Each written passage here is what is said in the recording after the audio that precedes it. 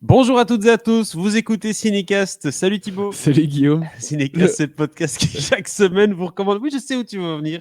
C'est le retour du roi. Que veux-tu que je te dise? Je suis parti un petit peu. Ta traversée du désert s'est bien passée. Voilà, 3 enfants, je ne sais plus comment je m'appelle, mais je suis là. Heureux de vous retrouver pour Cinécast. Cinécast, c'est quoi? C'est un podcast qui chaque semaine vous recommande des films à voir au cinéma, en streaming ou VOD.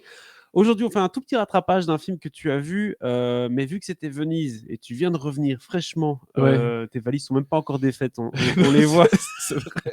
on les voit d'ici. Tu reviens de Venise, tu n'as pas eu le temps d'en parler dans le podcast et donc tu Non, t'es surtout dit que je l'ai vu le film quelques heures après avoir atterri à Venise, tu vois, donc oui. j'ai pas eu le temps d'en parler, malheureusement. Donc voilà, c'était l'occasion de le faire ici dans Cinécast. Film qui est sorti donc le 6 septembre sur Netflix, ça s'appelle Rebel Ridge et je propose qu'on démarre tout de suite par un petit extrait de la bande-annonce. I need to report a crime.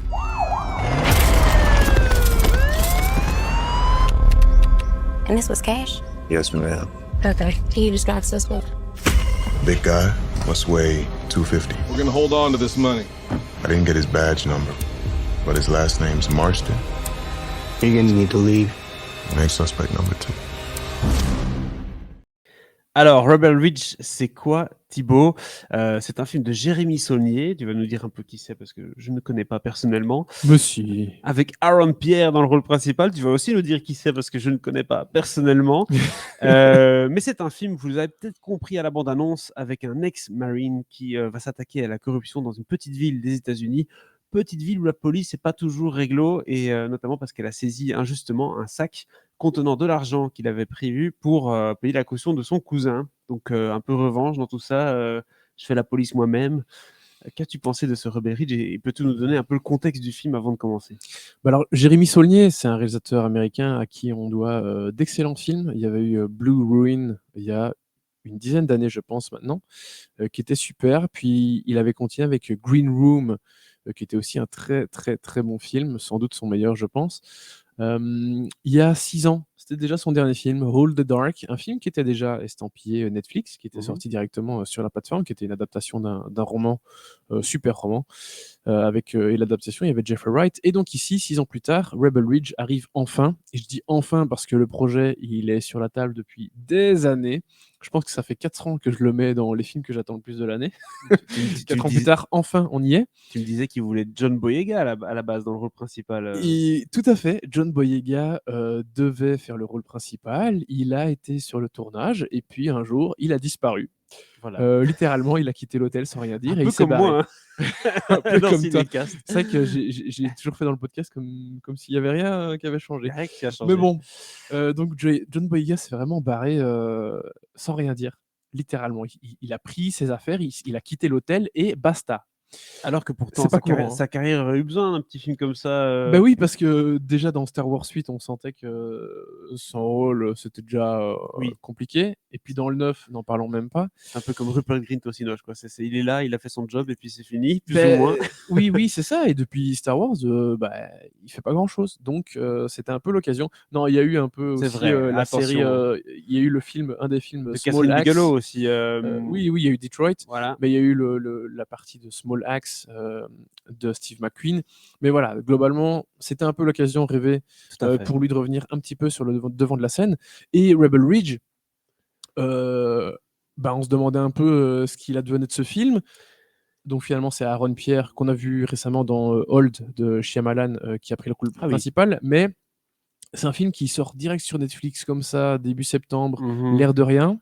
Un actionneur, encore un actionneur, j'ai envie de dire, sur Netflix, il y en a beaucoup, hein, les films d'action mais comme tu ça. vois, on se demandait pourquoi le film n'est pas passé en festival, par exemple. Et puis, on s'est dit, c'est que c'est pas si bien que ça. Oui. Tu sais, tu le sors sur Netflix en catimini à la rentrée. Les trucs comme Extraction voilà. et tout, c'était en festival, ça? Non, mais c'est un peu plus intelligent et un peu mieux. plus profond que Extraction, tu vois. Bah voilà, c'est déjà un premier après point. le film, donc j'arrive à Venise, quelques heures après, je suis dans mon appart, je lance le film, puis après l'avoir terminé, je suis là, putain, pourquoi c'est pas passé en festival, tu vois? Oui. Et ça aurait été parfait, justement, pour Venise, un bon film hors compète, parce que oui, c'est un bon film et on va rentrer un peu plus dans les détails. Alors, surprenant, parce que c'est vrai que quand on voit un peu l'extrait de la bande-annonce, quand on sait le catalogue Netflix, des actionneurs, comme je disais, il y a eu Balle perdue, il y a eu tous ces trucs-là qui sont pas mauvais, mais c'est vrai qu'on a un peu l'impression de voir toujours la même soupe, et ça manque souvent de fond, hein, on va pas se mentir. Ici, as l'air de nous dire que justement c'est une très bonne surprise et que c'est pas juste un actionneur, quoi. Non, bah alors, en fait, j'ai ce que j'attendais de la part de Jérémy Saulnier, qui pour l'instant ne m'a jamais déçu. Même Hold the Dark, j'aimais beaucoup le bouquin. Alors certes, le film est peut-être un poil en dessous de ces deux précédents, mais c'était quand même un plutôt bon film, je trouve. Et ici, il retrouve un excellent niveau. Avec effectivement, on a quelqu'un qui sait maîtriser la tension, qui sait maîtriser les moments un peu plus d'action, les moments où les personnages sont mis en danger de quelque façon que ce soit. Il le gérait très très bien dans Green Room, qui était un film très nerveux. Et ici, pareil, en fait, il retrouve un peu ce qui fait la force de son cinéma. Et donc, nous, on n'a pas du tout un mauvais film ou un actionneur des plus classiques. On a quelque chose d'un peu plus intelligent, surtout sur le fond, parce que tu l'as déjà abordé un peu dans le synopsis. On va parler de corruption. Ça parle aussi, évidemment, de racisme. Parce que voilà, on a ce pauvre mec noir qui va se faire arrêter par les flics, qui se fait piquer sa caution, etc., pour aller évidemment payer la caution de son Oui, cousin, un homme honorable, aussi, tout à fait. homme noir, dans une petite ville des États-Unis.